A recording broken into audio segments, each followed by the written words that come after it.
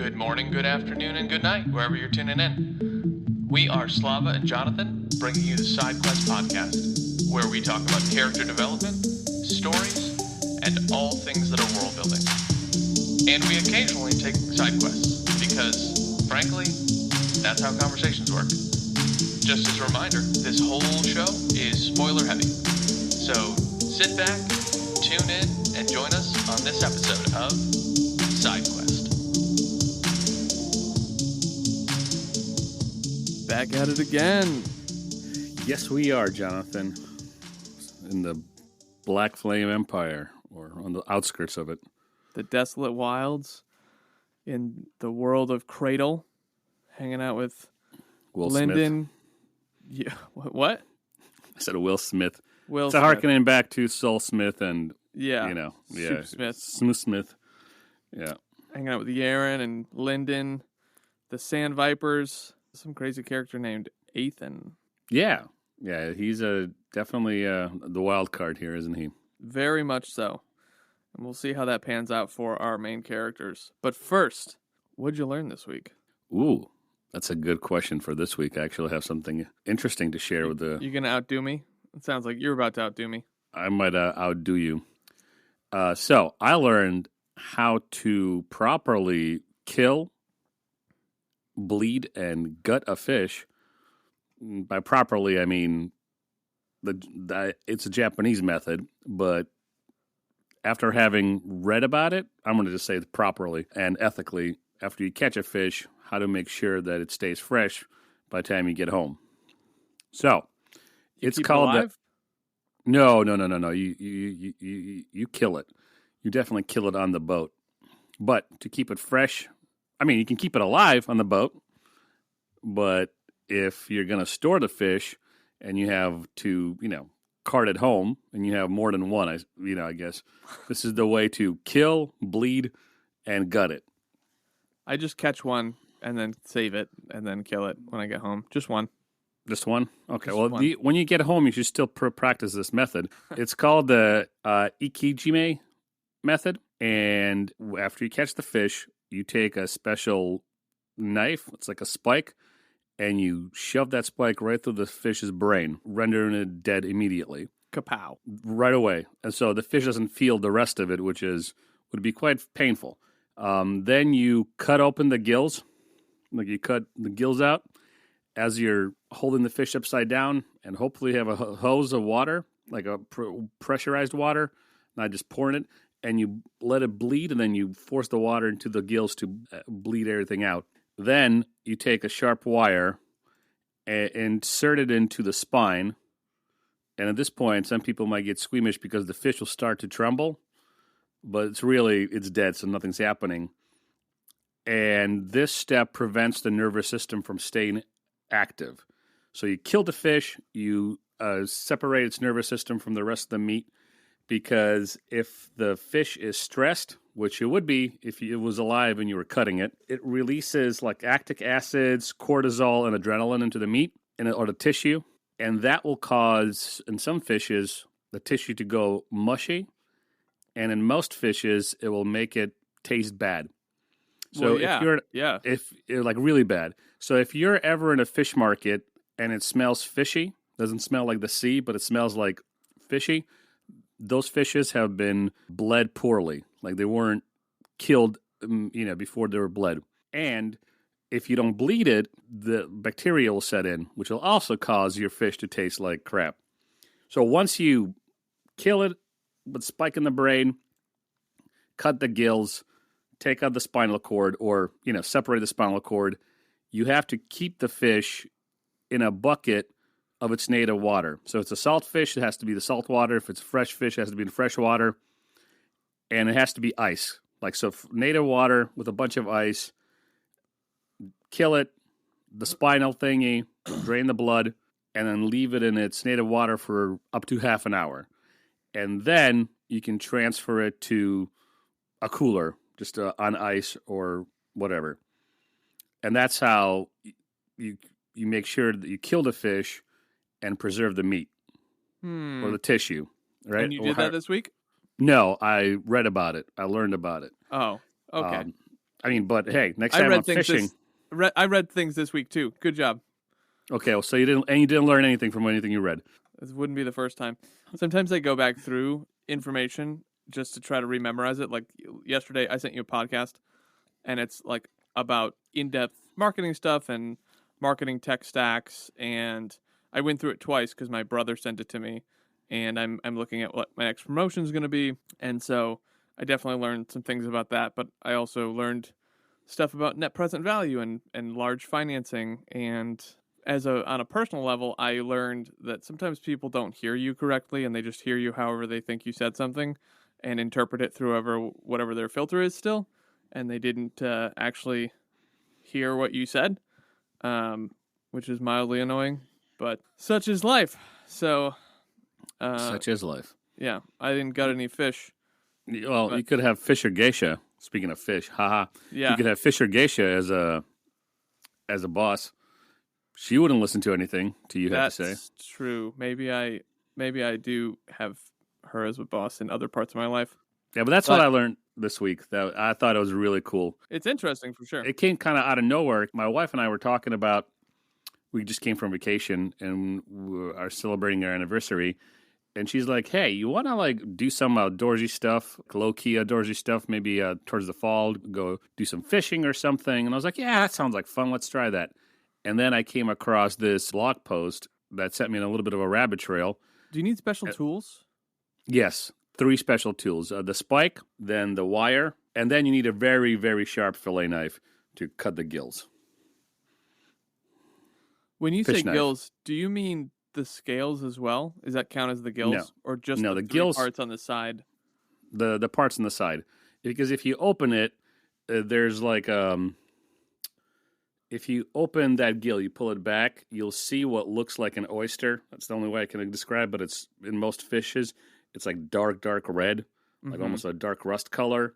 And it has, I don't know what to call these things, by their scientific name or even their common name, but it looks like a little hair comb right on that oyster looking thing. I know I sound like a 5-year-old trying to explain it, but that I just don't know the terms for these things. But yeah, you bleeding the fish. It's kind of like the kosher way to kill a cow. Or an In a animal, way, yeah. where they flip the neck upside down and have it all drain out to the one side. Right, primarily for the same reasons. So the blood gets drained out of all the tissue, and it's killed humanely, so it doesn't feel anything. So rigor mortis doesn't set in, so the adrenaline doesn't pump cortisol and adrenaline, cortisol, and acids, lactic acids. That's what Sounds makes right. meat taste horrible after the cow or the fish, in this specific example, is killed. Nice. Interesting. Yeah, man. I thought it was fun. Now I know how to kill and gut a fish. I mean, I can gut a fish after it's dead. That's easy. You open it up and you rip out the guts and you take a paper towel and pat it down. That's it. But I've never killed a fish. Actually, no, I have. I have killed a fish, but I didn't use this method. I used a rock to bash its head in, which, Okay, Lyndon. I mean, you have to kill it somehow. When I was 14, I was like, how do you do this? Okay, bam. And that was it. Yeah, that one, not humane, just full lactic acid, adrenaline, and Right, because I was 14 and this fish was the size of my head, so it took 2 or 3 beatings for it to oh my die. God. All right, Sid from Toy Story. Hey, no, I don't go around. I don't go around catching fish and beating them with rocks. This is just one time I beat a fish to death with a rock. I don't catch fish and then beat them with rocks. I instead have moved to throwing dynamite in rivers. There you go. Well, that's quite the story. Before we dive in, be sure to hit that subscribe button and make sure you join us for all the upcoming side quests and learn more about gutting fish. Also could be good for prison. Who knows? Hey, wherever you are, you can take life lessons taken from one portion of life and incorporate them in a different setting. One Estonian's fishing mongrel escapades. Words are hard. Why don't you give us a summary of what we read in the second section of this book?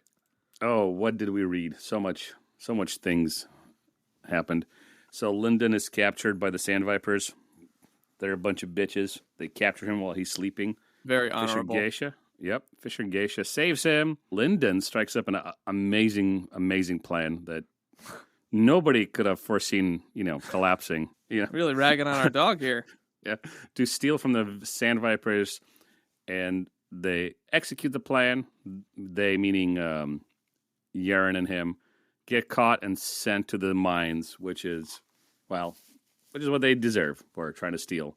It's such a bad way. What really? No, I'm you're kidding. You're supporting the Sand Vipers in this? No, I'm just being a jackass. I'm not. So they get caught. They get sent to the mines. Ethan, this smiling guy is walking around, turns himself in. And I knew at this point, that he was strong. I mean, there was other clues. Yeah, there's other clues where he's lighting a pipe and like dodging. Just feels very Morpheus or Neo. Yes. Or like Mr. Miyagi. Right. So he can see the future, present, future. We'll get into that a little later. He rescues Yerin and Lindon and pulls them deeper into the mind and starts training them, air quotes. I like the part not where... training? You don't consider that training? Nah, it's good. No, they both of them needed it. I like one line in particular where Wight describes the situation, and then and Yerin continued to scream. Yeah. Okay. So Yerin fights with Athon while Lindon is fighting remnants, I guess, or dread beasts. And all this training happens for weeks, apparently. Lindon eventually makes it to Iron after drinking copious amounts of blood and being stabbed with venom numerous times. And then I'm trying to think how to consolidate. Then a bunch of things happen, and Lindon ends up killing one of the Sand Vipers. That's a big moment. Crawl. Right. And we end with Athon instructing Fisher Geisha to help Lindon continue his training. Yes. She doesn't seem super thrilled with that. She's not. And but she deserves it. Yeah. Oh, yeah. And one thing, I'll drop it here. Maybe we can come back to it. And that's one thing I didn't like in this book. Well, it seemed to me like a trope. And I can't say anything beyond that because who knows what happens to Fisher Geisha in book 10 or if she's still around. I know what happens. I know you do. She gets gutted like a fish. Excellent. Does Lindon stab her in the brain with a spike? Is that be set before he cuts her gills? Oh, just keep going. Well, Lindon stabs somebody with a spike. Well, yeah, the trope. I'm not a big fan of, hey, I'm an old, salty sea dog, and I've seen some stuff, and I'm gruff around the edges, and I have some spikes because of all the baggage I carry. Here comes this young, whippersnapper, and I have to teach him, but I'm going to be mean to him. Roar. Like I rolled my eyes a few times. I'll take my words back if in book 3, 4, and 5, as we continue the series, something's revealed which makes me wrong. But in this book, it felt to me like Wight was using that trope, and I was like, come on. Like if Fisher Geisha is just a piece of crap, she's like a bad character or a bad guy, so to speak, then fine. She's mean to Lindon because she's a bad person. But if this is going to turn out to be that, oh, and he wins over the, salty old grandma who, rides around on a spider. I'm like, ugh, I don't know. I don't like that trope. Anyway, ramble over, side quest over. What did we learn about the world in this book? That's interesting. I read your notes and I thought, let's just jump into that right now. Yeah, the world is expanding for us. And this is something I did a poor job of explaining on the front end of the first episode that we had with Spencer. And I was like, oh, right, you guys haven't read books 2 and 3 or, 2 through 11 at that point. In book 2 here, we learn that the world of Cradle is much larger than we originally thought. We learn that the Desolate Wilds is this podunk town within this thing called the Black Flame Empire. Ethan makes a reference to the Nine Cloud Court, which is actually something we get a glimpse of in book 1 during Lindon's vision with Serial. So she talks about the 8-Man Empire, the Nine Cloud Court, and so on. And so, we've heard about the Black Flame Empire, but Lindon's buying clothes from this place called the Nine Cloud Court, and the way that they describe his clothes, And this is all just really subtle stuff that I know because I've read more books, but this is like a super big world. And the complaint that I get from people, Slava and Spencer, in book ones of series is like, oh, this book is so slow. Why are we reading this book? And it's like, because it's a new world, there's new characters, and you need to understand what these people are doing. It's worth it, I promise. And every time this promise has come true because I pick good books, not sultry romance novels about 50 Shades of Geisha. So we learned that there's different power levels above gold. Lindon has a really nice moment in the mines when they finally get to this inner Soulsmith room where the spear is that Jai Long is looking for, and he finds a box full of Soulsmith badges. And that's just like a really heartwarming moment. There's no foreshadowing to this. It's just, kind of a happenstance artifact that he finds, which is nice. And one of the other big things that we learned about the world is power rules the land everywhere, but sometimes the powerful are bored, like Ethan, who's like, I'm kind of just taking a chance on him, and we'll see if he makes it. I don't know. Yep. I don't know. But one thing that's curious that we don't know a whole lot about is Ethan has noticed the marble that Lindon carries. And one of the things that I appreciate about Wight's writing is he doesn't stop and explain things. He gives you a moment and then moves on. And then later in different books, he'll unravel more of those moments to give you more pieces. But he doesn't stop and go, the Ganja bar is this thing with poison and blah, blah, blah, blah, blah. And like pauses, explains what the thing is, then keeps moving on. He gives the audience strength is not the right word. He gives the audience respect enough to go, look, you'll figure it out. You're smart. You know how to read. Just figure out the context here. Ethan can see a bunch of stuff. He's constantly floating around with his future present tendrils of Madra, and he's noticed this thing in Lindon's pocket and just moves on.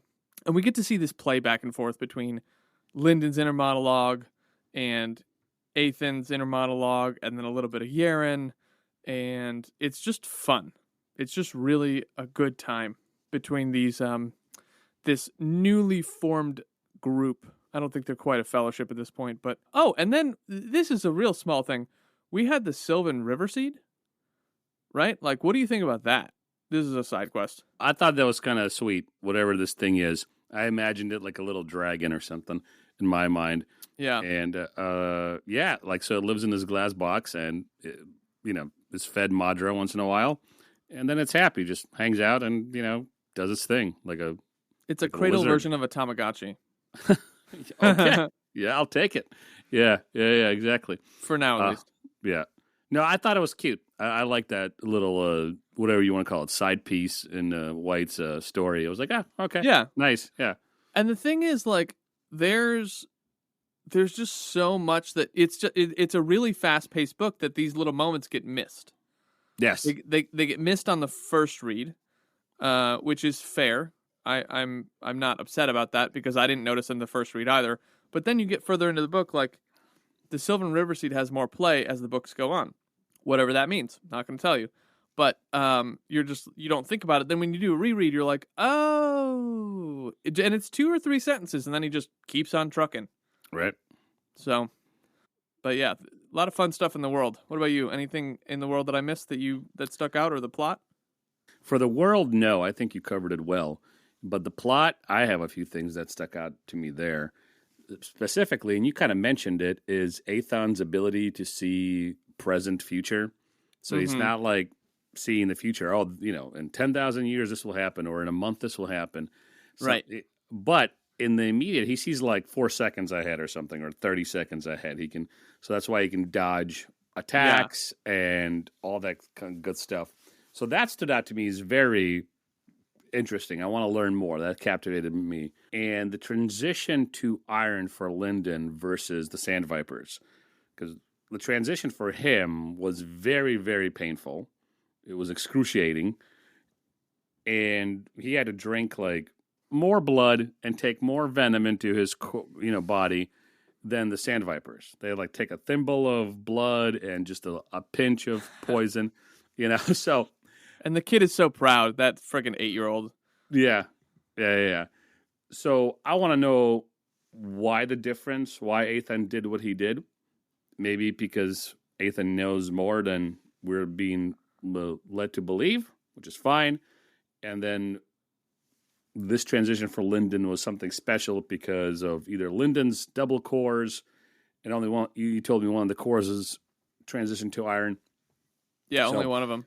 Yeah, so I was captivated by that. I thought, hey, wouldn't it be nice to have an epilogue, harkening back to our Dune conversation, on what the hell Ethan's doing here? I want to pause on that for a second for Lyndon's iron body.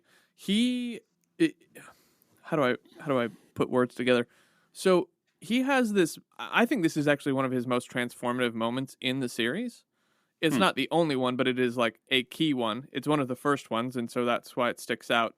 More so than getting to Copper. Like Copper, Yerin helped him get to Copper, and it was like, oh, okay, fine. Like, good job. The world doesn't seem to be as cruel. You're not broken, which is like the beginning of a revelation, because we believe these things in our lives. We believe truths, and I use truths in quotes, but we believe things about ourselves that don't necessarily happen to be true. Like, they tell Lindon that he's broken. You don't get to use Madra. Like, you're a failure, born under the wrong stars, whatever. And then he gets to Copper and he's like, oh, wow, this is crazy. Like, the other parts of the world don't have this. But the rest of the books are a little bit of going back to, and I'm kind of making a broad stroke here, but going back to this original idea of like, he won't ever be anything, and like really continuing to tear down that wall in his life. And this is one of those big moments where he used to idolize iron and got to see his sister become an iron, and he is being invited by this stranger to take snake venom in his arm and drink blood, and he just keeps shouting for more. And Yerin, even though she was trained similarly, where it's like, if you don't survive, I'm not training you anymore. Sorry. But Lyndon's like, one more. But it's his choice. And Ethan's like, I'll stop if he wants to stop, but he's not stopping. So Lyndon's really tapping into like, I don't have to be weak anymore. I'm going to really do this. Even though the living it through is difficult. And this, if you want to call it a trope, I like this one, where the protagonist, he has to take extreme methods in training to achieve the same strength level or the same level as his opponent, right? So here, I don't mind the training that Ethan unleashes on these two, because that's you need that. You need when you go to boot camp for a military, it's not. Boot camp is not 2 years where you slowly get into it or anything like that, right? Yeah. You get thrown into the deep end of the pool. Absolutely. So this I liked. I was like, all right, yeah, this is good. I thought this was cool. Yeah, go fight some dread beasts or Lindon and continue screaming. It's all good. Yeah. I want to pause a second, and in case anybody doesn't know what a trope is, we haven't explained it, so I want to just give them a second to understand. A trope is a common situation in a narrative that helps structure a story. So an example of that would be, and I'm going to use something that's not part of this book, but enemies to lovers. And you can see that in Taming of the Shrew or Pride and Prejudice, You've Got Mail, where these two lovers are against each other, and then actually this has just been pent up anger and sexual aggression that I need to take out on you. And so when story is all this time. Yeah. That's how we met, actually. Mine is the sexual pent-up aggression. Wow. There was aggression. There was aggression. But it definitely was not sexual. No. Oh my gosh. What else did you find? Back to the plot. What else did you dislike or were you unsure of? Well, like I said in the beginning, I'm not sure why Fisher Gesha is a bitch. If she's just that old, crusty, mean person that needs to be won over by her student, and shown that the world is not as bad as I experienced it, and there is some good, and fine, I'll be nice to my new student. Please stop. I just don't like that trope at all. But if she's just a crazy old, Spider Woman who's just mean, I'm fine with that. That's cool. Don't worry. No one's ever nice to Lindon. Okay, great. Then I take it back. It's great. Fisher Gish is fine. I'm not saying I like or dislike the character. I just thought for like a brief second as I was listening to this on my first read-through, I was like, I hope it's not that. But that's it. That's all I'll say about that. I don't want to belabor that point. This is progression fantasy, right? So yeah, Lindon's never going to get flowers and butterflies. Lindon gets the Bridge 4 treatment throughout his entire journey. Oh, and I'm fine with that. That's all good. It's just Fisher Gesha specifically, but whatever, forget her. Another thing that stuck out to me was Jai Long's sister, because for some reason I had in my head that she was dead. And then all of a sudden, wait a minute, no, she's not dead. And we get to the point where she's bedridden, and he's telling her how Lindon stabbed Crawl in the back of the head. Oh, and all that stuff's going on. I'm like, wait a minute, what the hell's going on here? Is she being carted around as the Sand Vipers, do their thing at the pyramid? Where was she all this time? What was she doing all this time?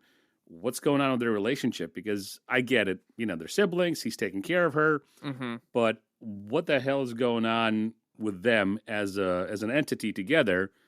What's their deal? So that was something that stood out to me. They're estranged from their clan, which is why they're with the Sand Vipers now. Okay.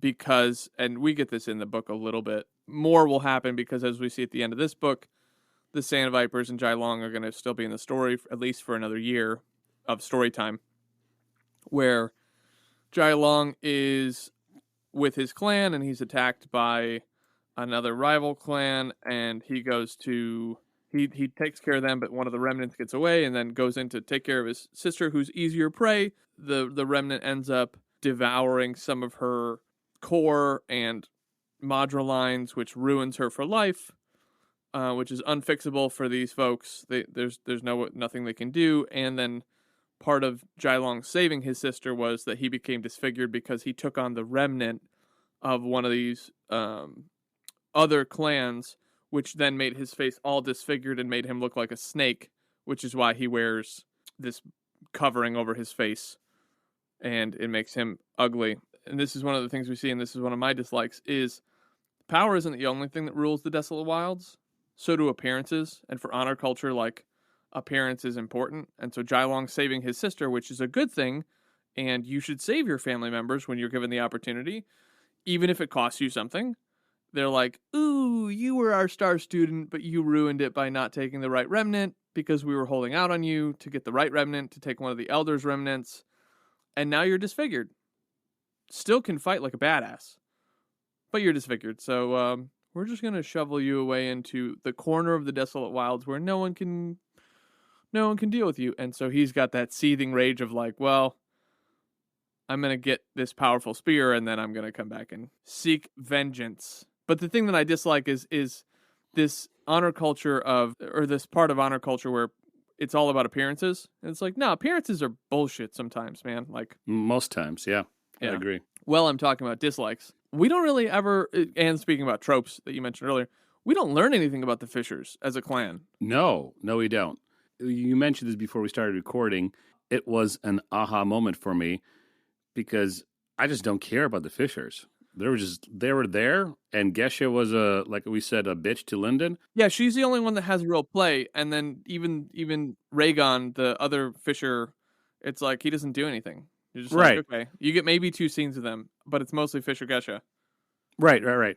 But the Sand Vipers, we get a little bit more of them, but they still seem like 2 or 3 steps above a trope for bad guy squad with minimal vision and purpose for themselves. We want this spear. They're like the Foot Clan. Yeah, the Foot Clan. Bebop and Rocksteady, Foot Clan, Shredder. Yeah. I like it. Good reference. Yeah. I just watched, side quest, the second Teenage Mutant Ninja Turtles. From the 90s? From the 90s with Vanilla Ice. I wanted to claw out my eyes halfway through that movie. Oh my gosh. It made the first one look like, a masterpiece. Really? Yeah, the second one is just hot garbage. And I still watched it all the way through because it was, Bummer. sentimental. But it's like, what the hell is going on? The first one is silly as hell, but Yeah. at least there's like a dark side to it, and there's characters are redeemed, there's growth, and, an interesting story. As silly as it is, it's interesting. Even as an adult, you're like, oh, yeah, okay, I remember why I like this. Is as a big Turtles fan as a kid. Oh, yeah. And it was free on Amazon Prime or somewhere. It was free on one of my apps, and I was like, I'll watch the second one. Why not? And I was like, oh, this is just horrible. I paid for this back in the day. Yeah. Anyway, what about something you like, Jonathan? Since you've given us a litany of dislikes. That's true, because that's a good question, because I do really enjoy this series, so I probably should have some likes, huh? Yeah, why not? I really enjoyed Yerin's snippets and morsels of her backstory. We see these moments where she has a tightening chest and she thinks that she's going to be alone again, and she lost her master and hasn't really mourned that, far as we've seen. She just kept fighting and kept going, and she's hitting the introductory points of character development where she realizes, I don't want to be alone. I need more than a copper, but I don't want to be alone either. And so at the end, when she wakes up from a coma from 6 hours of rest and repair from the Fishers and is with Ethan and Lindon and stuff, and she's like, oh, you accepted joining this Underlord's clan, good for you. And it's just silence, and you're like, I mean, is that it? Is she done? Like, she served her purpose in the story, and we're just gonna move on? And then Ethan goes, "Hello, children!" Jumps in like Pee Wee Herman. What's that line from Pee Wee's Playhouse? I'm a rebel, Darby. I always have been. You know what I'm talking about? I probably do if I saw it, but it's right. Never mind. The 90s. It's been the 90s. He also just passed away. Side quest. Yes, he did. I'm a rebel. Dottie. I'm a rebel, Dottie. A loner. Always have been. Anyway, just thinking about Pee Wee's Playhouse now. What a time to be alive in the 90s. Dude, 90s were great. The It stuff. was an acid trip. Pretty close. But yeah, we get to see Yerin. Ethan comes in and says, I don't want one of you. I want the set. And she kind of lets out this breath that she was holding and clenched in. Not literally, but we see this inner monologue that she's going through. And we go, oh, she might be a badass, but she also doesn't want to be alone, which is kind of nice. Because it gives depth to the character. Right. Makes it real. Makes Right. her real. And then speaking of depth with characters, and then actually I want to ask you about the characters and stuff that stood out specifically about the characters to you, because I'm kind of like covering plot points at the moment. Yeah. Is Lindon being forced to survive when we've seen him to this point just kind of like skirt by with his ingenuity, and we'll get into this as a theme in a little bit. He's just like trying to get out, and he's just whining and complaining, just like, help, help, help. And Ethan's like, well, I hope he survives, but if he doesn't, you can still come along. And it's just like, oh, yeah. I mean, there are some times where no one's going to come and save you. One of my favorite side quests here, one of my favorite sayings, and I've talked about this guy before, is David Goggins. He's like, no one's coming to save you. So, like, what are you going to do? You're going to sit there and take it? You're going to die? You're going to just, like, let it happen to you? Or are you going to fight? Like, and I realize that some people are like, well, I'm more of a flight person. Like, yeah, well, when you're against a wall, like, you're better off fighting, because you're gonna take a hit anyway. So you might as well do something about it. The flip side of that is knowing when to fight and when to not, right? Having the courage to do so. And not letting the flight part of it be your only response. If you're always fighting, that also doesn't solve everything, right? No. As a philosopher, Kenny Loggins. No, not Kenny Loggins. Kenny Rogers. Kenny Loggins. Kenny Rogers. You have to know when to hold him. Have to know when to fold him. Yep. That's a reference for you boomers who are listening to this. Yeah, I was gonna say the kids don't know that reference. No, they don't. But anyway, I'm in total agreement with you on you can't just sit around and just go, well, I guess this is it. Or more specific to the Lindon here as a character, You can't always skirt by and try to avoid situations and just make it on being a sneaky little weakling. Sometimes you have to grab a spider claw and shove it into a guy's neck. Yeah.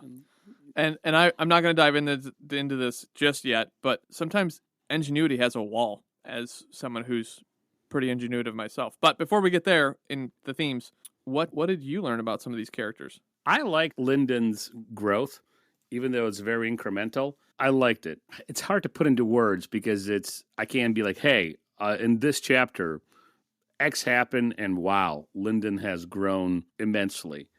I think what drives his ingenuity, the little skirting around and trying to survive somewhere in the background, part of that is now driving his desire and his efforts to become better. You see that he's being more assertive when he speaks, even to Fisher Gesha, and a couple times he takes it back and even jokes with her, and she gets all salty about it for no reason. You see these little moments of growth. And to your point, Wight just kind of drops them in here and there. So that was the major thing for me, was Lindon following him through. What stood out to you? I know you said that Aethon was a wild card. I want to know what you think about him before I ask any of my questions. Thankfully, we will get more of Aethon as the story progresses. And I told this to Spencer before he was reading the books. Well, no, I think he was actually end of book 2. I think he was about here when I told him, I was like, look, I'm going to ruin something for you, because I think he was mid book 2, and it's about Aethon. But he says this in book 2, and I forgot about this because I hadn't read it in a while, is he said, I was looking for people to go with me on the path. And then Yerin's response is, Master always told me the path isn't wide enough for 2. And he said, I want people to go with me to the end of the sacred arts. And he just lets it hang. And you're like, what does that mean? Like, sounds really cool, but like, because he's already powerful. And so, like, how close to the end is he? Is he close to the end? Is he in the middle? Is he, when we know more about the world, is he actually just like the equivalent of a copper in the real world? What is it, And right, because we learn a few things, that there's levels above gold, and then there's even levels to gold. Yes, low gold, high gold, and true gold, which is kind of nice because, and let's side quest a second about this. You don't have to be a rocket scientist, and you understood the ways that the levels work. Copper, iron, jade, low gold, high gold, true gold, underlord, and then there's additional ones, and I won't get into that right now, but it's not hard to understand. He made the system very simple, but also seems cool and fun, and like, oh man, he's a high gold, he's a true gold. And then this idea of gold signs too, like we've seen Yerin have a gold sign her whole time with this sword sticking out of her back, which the first time I read this was hard to catch. I was like, gold sign, like there's low golds and true golds and high golds, and like, what's a gold sign? And it took me my second read through to understand, like, oh, the Sand Vipers with their vipers, that's their gold sign. Yerin's gold sign is this sword sticking out of her back. Basically, when you become gold, you get this thing, this thing that happens to you. Jai Long's gold sign is his face turned into venom, or a snake. And so it's like, when you take on a remnant, your body transforms in some ways and which is why Jai Long's clan was particular on like, well, we don't want you to take on any remnant. We want you to take on the specific remnant of one of the elders who hasn't died yet. And, situation happened, and so he couldn't. But you you get a gold sign based on the remnant you take on. So that was interesting. Anyway, that's not about Aethon at all. But we find out that Aethon is an underlord, which is somehow above a gold. And he's not just an underlord, he's an underlord for the Black Flame Empire. And, kind of, it's like you kind of saw it coming, but you didn't see it coming. Where it's like, oh, he's the Aurelius family. Like, he's the people that they were scared of coming. He's been there the whole time. Like, he doesn't stick around with the fanfare and wait for the big group to go. He's out here just dawdling around, being future present, zipping around, smoking a bowl, between right. sparring match. And you're just like, who's this kooky dude? Just what is going on? He feels like a martial arts version of Hoyd from Stormlight Archives. Ah, that's a nice reference. Yeah, he does. Just as like a point of reference, which is just kind of fun.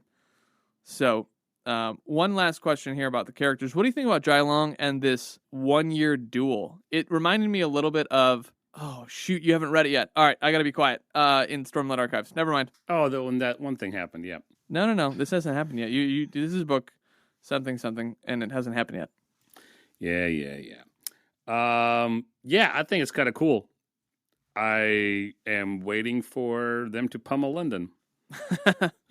What do you think's going to happen between now and then? Like, estimations on book 3, and then we'll get into the themes of Soulsmith. Okay.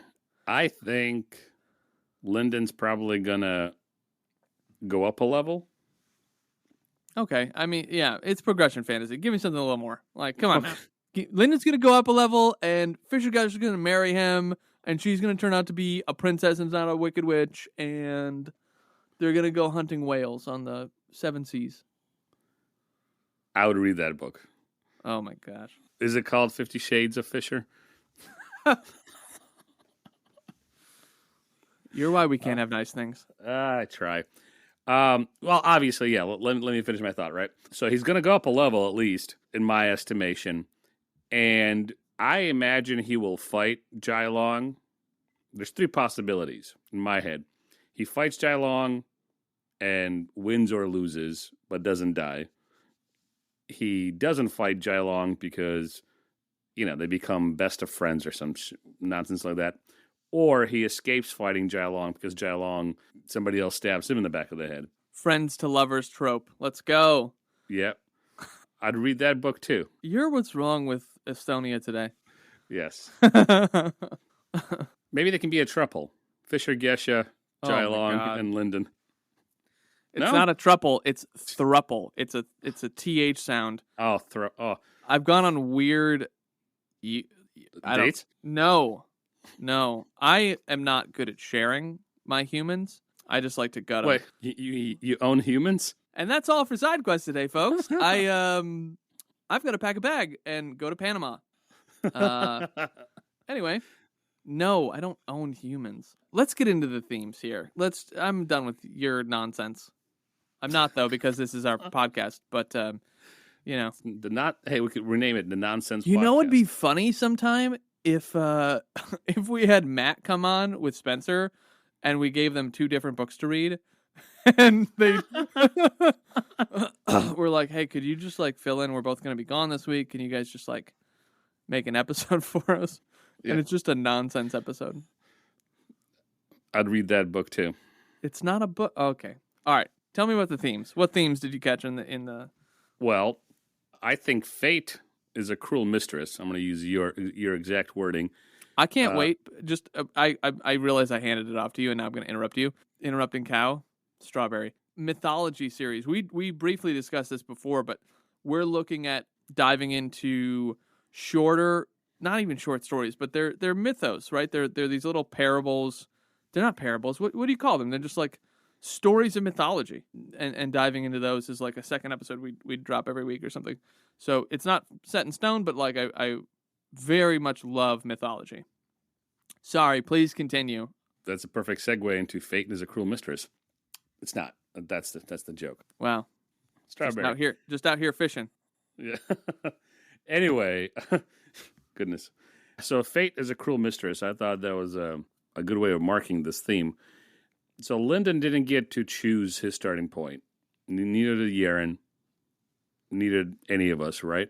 Life just handed them obstacles that they needed to overcome. The family you're born into, the stuff that happens to you. Yep. Right. All the things. You need some discipline, more, courage too, I guess. I don't guess, but yeah, courage too, and discipline to overcome it. And not sitting around licking your own wounds.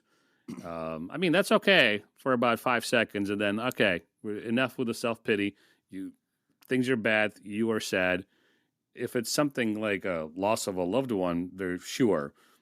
don't just walk it off. You have to either go through the process of mourning it, but if 20 years into it, everything that's happened to you, whatever that is. You don't know what he did to me. You don't know what they did. You don't know. Yeah, it's like, yeah, cool, that. but you're 45 now, and that happened to you when you were 12. So, like, yeah.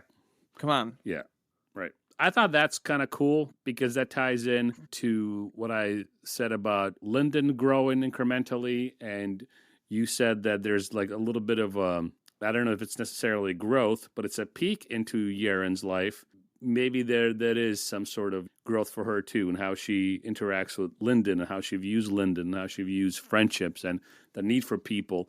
Yeah. So on the concept of having to overcome things, I said this earlier, but I really believe that this book is one of Lindon's key points because he continues to unravel this belief of like, I'm broken, not worthy, I'm, a mistake, whatever, of this belief that he got from Sacred Valley from his childhood. And we all have these things that, unless identified, you'll continue to run into these cycles in your life. If you just sit down and journal for an hour, you'll start to see like, oh, this thing keeps happening in my life.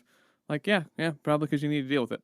But each book, even though he becomes more powerful, he still has this core self that he has to, and his core beliefs, and we've talked about belief systems a handful of times in a bunch of the different episodes, that he has to unpack and unravel. But because he has this belief system, he's had to become ingenuitive. We saw this in book 1, where he buried the remnants in the stadium before his fight. We saw this, where he gets his one punch on this like older guy because he learned his one technique, and then he's like, all right, I give up, goodbye.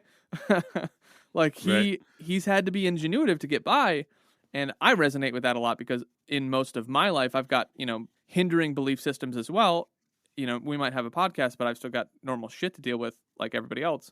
And I've had to be really ingenuitive in life where it's like, okay, life has handed me a bunch of terrible cards in a variety of ways with the birth defect and stuff. And when I was growing up and learning things, I was told that I couldn't read well, and not specifically learning disabilities, but that's how I got treated a little bit from the teachers, even to the point that they told one of my, there's been a few of them at one point, and I don't mean this as a joke, but I laugh about it now.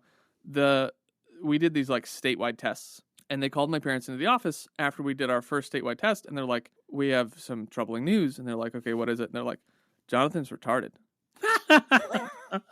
And they were serious. They were completely serious. And they're like, what the hell are you talking about? This is our son. Like, we're not even being defensive. We're just like, what the hell are you talking about? And they're like, well, his test score came back and it says that he's retarded. And this is the 90s, so you could use this word, so I apologize if this is offensive to anybody. And they like call me into the office because, you have to sit outside, whatever. And they're like, hey, what'd you do with this test? And I was like, I got bored, so I made pictures.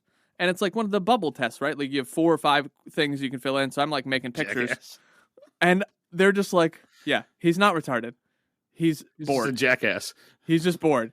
And they're like, okay, well, he has to take it again. And I'm just like, I don't want to take it again. I got bored taking this test. Your test is dumb. So, but they legitimately thought that I was retarded and didn't know how to fill out this thing. That was the first one. The other one is they told my parents, like, he doesn't have to read the books because he's a slow reader and he's not good at reading. So he can just read the cliff notes, or he can read the back, the back of the book or whatever. And so, like, when you're a kid, that's great because you don't have to do a whole lot of work. And so you become really ingenuitive. But then, you have a lot of work to do when you're an adult. Wow, I'm fumbling this. My own life story. This is just a normal... Clearly you're retarded. Oh, boy. It's nice when you're a kid because there's less work to do. But then when you hit high school and they're like, cool, we're reading Shakespeare and we're reading Plato and we're reading, the first Greek translation of Icarus. And, you're just like, oh, man. And now you have more work to do, so you have to get ingenuitive on, like, I have a certain amount of time to do this. I don't have the skills to do this because I was given the easy way out as a kid because they're like, well, this kid's stupid, so he doesn't have to do this. And it's like, no. You just have to figure out how to teach kids. That's really what it boils down to. Anyway, ingenuity as a theme here, seeing it in Lindon's life, and this is, I'm sure that you can put this together now, but like, this is one of the reasons that I like Lindon too, is when you're dealt really terrible cards and you have to find out how to continue moving on in life, ingenuity is one of those ways that I've done that. And so seeing his perceivably tricksy ways of doing things, but he's just doing it because he can't actually face the problem head on the way that other people would because he doesn't have the same level of skills. Right. So ingenuity is good, but there comes a point, and I realize this is very long-winded, there comes a point where ingenuity hits a wall, and I mentioned this earlier, where when Lindon is shoved into the room with the dread beasts, there's nothing ingenuitive about that. You have to survive or you're going to die. That's it. He didn't have his backpack full of stuff. He didn't have anything. He's like, you have to figure out how to kill this thing to survive. And sometimes ingenuity's wall that it hits means that you just have to do a level of hard work that you don't believe that you can do. And who else said this? A modern psychology professor said, sometimes your best isn't good enough. So like in Lyndon's mind, his best is, I need someone to help me. I need my backpack. I need whatever. It's like, no, your best isn't good enough. You have to do better than your best. And that's the only way that you grow. And Ethan understood that. He's like, you have to find a time when you have to survive and no one's here to help you. And we're not going to help you. And he's whining and complaining and, asking Yerin to open the door like, Ethan, help! And they're like, sorry. But this is how you train children, right? This is Yeah, exactly. This is, kids are going to whine and complain, I want this thing. And it's like, no. You're going to deal with the disappointment and suffering, and you're going to understand, like, this is not how you don't just get to demand help, and you get help. You have to grow. And it's hard, and we all understand it, but we all had to do it. So I really liked Lyndon's training sessions because it was a moment where he has to really face his own belief system to address, is he going to choose to grow? Does he really want to grow? Right? Like, he says he wants to grow. He says he wants to power up and level up. But he's never had to do that yet. Not really, because he hasn't been in the real world. And so Ethan's like, I think I want you as a student, but I need to see what you do in the hardest of times. Like, how are you going to respond? He even apologizes to Yerin. And I think that this one probably didn't piss you off too much, where he's like, the door opens and he says, I'm sorry you had to hear the cowardice and whimpering that I went through. yeah. And then Ethan comes back. He's like, hey, here's your bag. Shoves him back in and then closes the door again. Right. I loved it. And Yerin continued to scream.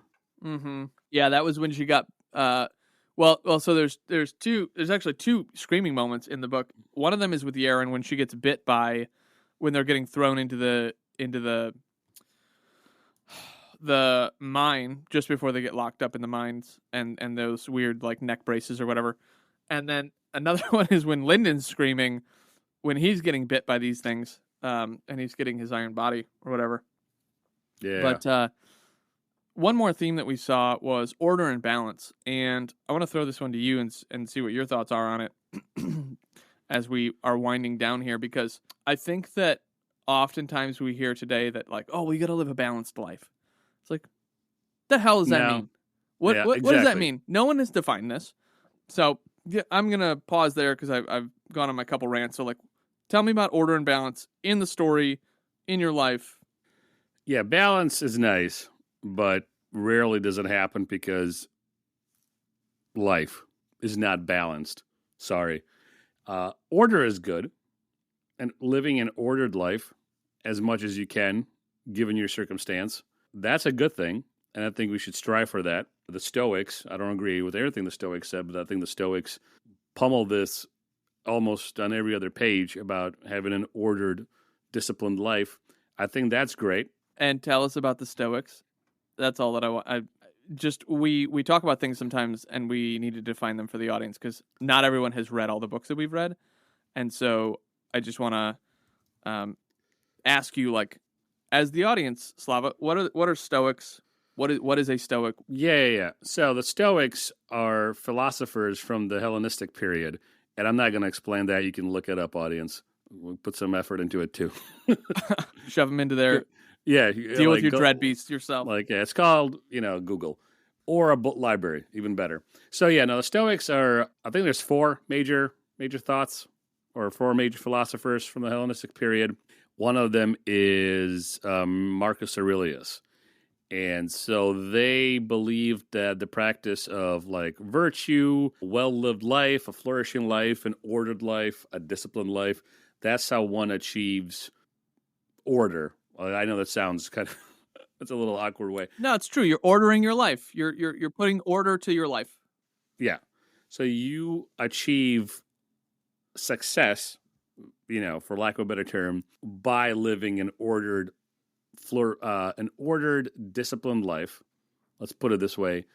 That's how you achieve success. That's how somebody can look back and say, they lived a life well lived because they did these 5 things in their life and they achieved these 3 things and they believed in this philosophy and therefore they made the world around them better by doing these X amount of things.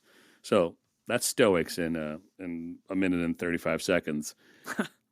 Now, what was my point? Order and balance. Order and balance, yeah. So balance, I think, is great when it happens, but it's almost unattainable because there's no such thing in life as continuous balance.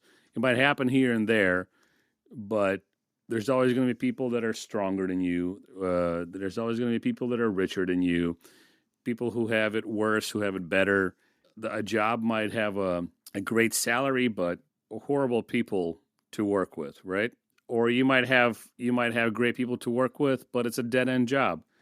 And those are very simple examples. In the story, it comes out in Lindon's life, right? He doesn't live a balanced life. Things are chaotic, but he has Yerin, and now he has Ethan, and he's advanced to Iron. I don't think you can have balance when you grow.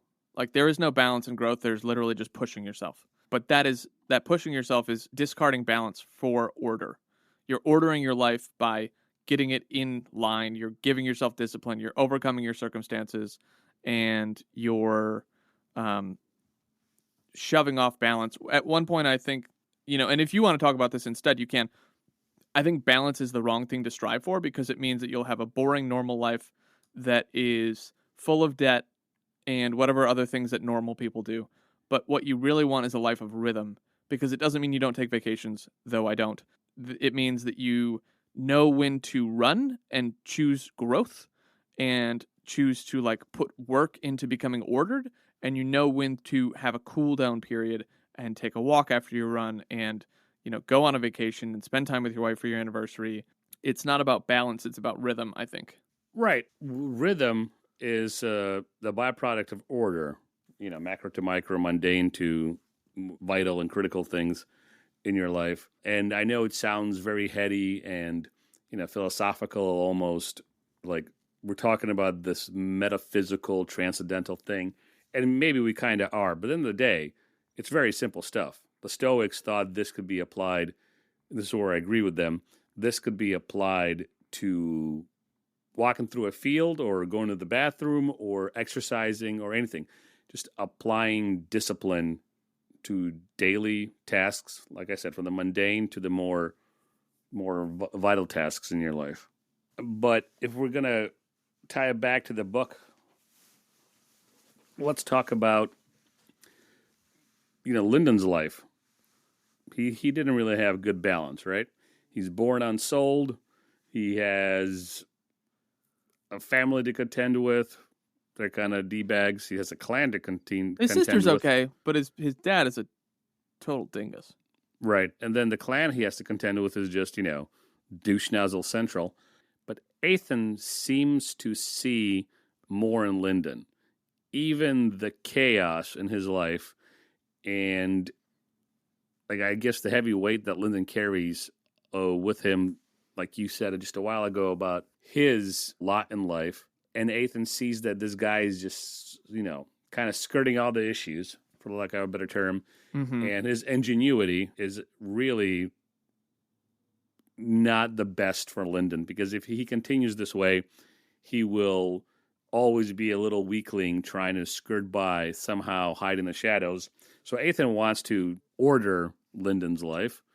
One of the ways he does that is through this training by throwing him into the room. What do you think about that? I like that you used ordered, because one of the things that mythology teaches us, if you look at the themes that they talk about, is there's this goddess Tiamat, and she's the goddess of chaos, and chaos is represented with water usually, and dragons, but then when things become ordered, they're set right, and chaos is dismantled, and it's this tension between chaos and order where chaos is untapped potential. And so when you say Lindon is being ordered, I think about that, where Ethan sees this untapped potential in Lindon and says, I can work with that, especially because he's very peculiar. He's got this marble, he's got 2 cores, he seems to have drive, but I'm going to push him a little bit. Let's see what he's really got. And Ethan starts to help form him, and he even uses some of these words like clay toward becoming a better sacred artist. And we learned from a conversation that Yerin and Ethan have is Ethan doesn't want to be alone. He wants to go to the end of the sacred arts, and he needs people to go with him. This is one of those little moments because Ethan is very much like Hoyd in his outworkings. Ethan has so many good lines. It's really wonderful. And we get to see more of that. But he does have a good heart. He does want the best for these 2 kids. But his selfish endeavor is like he doesn't want to be alone because there's no balance in being alone. It's just chaos. You're just like trying to tackle it all yourself, and it becomes lonely. It becomes, I don't know another word besides lonely. But I believe that order and balance are things that we see here, where the honor culture says, well, you got to be balanced. You need to look a certain way. You have to perform a certain whatever. And it's like, no, you need to understand the rhythms of life. Anyway, little choppy on there, but those are my final thoughts as we close out here. Yeah, good final thoughts. So, landing this plane here, thank you guys for joining us on SideQuest. Do us a big favor, please. Follow and subscribe and tell us what you like or dislike. Make sure to review us. And what do you got for them? Jonathan, you want to ask them a question so they can interact with us? Do you have a favorite mythology story? Do you like mythology? Do you enjoy the themes that you see in mythology? Because we're having Spencer on the next episode. But I'm doing this project for my MBA right now and started talking to the guy about nerd books like these. And he's never read Cradle, but he's read The Lies of Locke Lamora. He's read a bunch of stuff in the 60s that I sent you stuff from. He's like, I like finding books that are no longer in print that kind of paved the way for sci-fi and fantasy. And I was like, oh, shoot, like, give me some suggestions because that sounds kind of fun. He's like, the books that you have to go to like a used bookstore to find the one copy that was printed in 1968 type of books. And I was like, oh, interesting. So I invited him on the podcast. I don't know if he's going to take us up on it to walk through some sort of book that he loves that he doesn't get to talk about with people. But just a reminder, we are a young podcast who will read one of your favorite books within reason. I don't want to read 50 Shades of Grey. It doesn't do anything for me to discuss on here. So if you've got something, post it in the comments. Anyway, thanks for joining us, like Slava said, and we look forward to catching you on the next side quest.